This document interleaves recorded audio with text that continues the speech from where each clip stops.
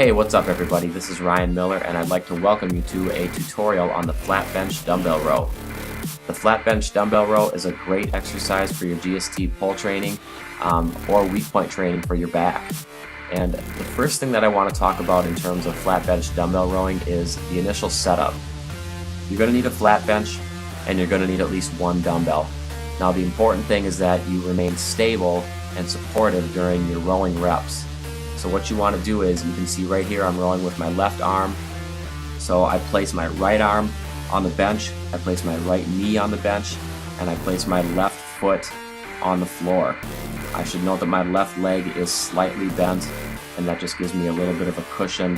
And I just like to recommend not locking out your knees on most movements in general. So you have your initial setup, and you can see how my body is positioned. Once you have your support system set up, it's important that you know what to think about when you're performing your flat bench dumbbell rows. Now what I'm thinking about here is, since I'm rowing with my left arm, I'm taking my left shoulder blade and my left lat muscle, and I'm thinking about pulling those muscles towards the right side of my body or towards the center line of my spine.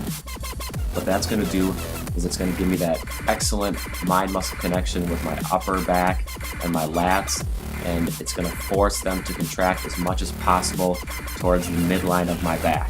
That's what's really important about flat bench dumbbell rowing, is trying to get that connection with your upper back and your lats simultaneously. You can know that they're working if you're getting your elbow up to the right level. And the reason I'm showing you this particular angle here is because if you're looking at somebody who's rowing, if you're standing on their left and they're rowing with their right, what you want to see is their right elbow come up over their body. And what that's going to do is it's going to tell you that they are bringing their elbow up enough and they are really flexing those upper back and those lat muscles. If the elbow doesn't really raise enough, those muscles of the back and lats are not really contracting as much as they possibly could. And that's a big no-no during any kind of row.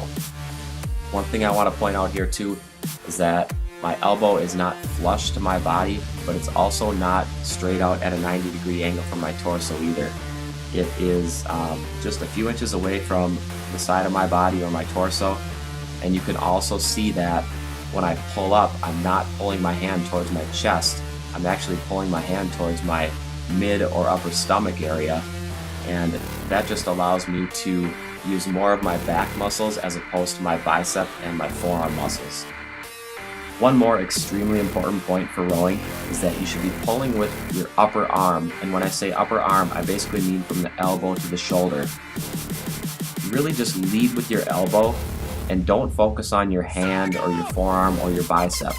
What you're thinking about is trying to move your upper arm and forcing your back muscles to make that movement happen. You should now have a great idea of how to properly execute your flat bench dumbbell rowing. What I want you to do is put these tips to use and work the back how it's supposed to be worked. Thank you very much for watching. This has been Ryan Miller with Growth Stimulus Training.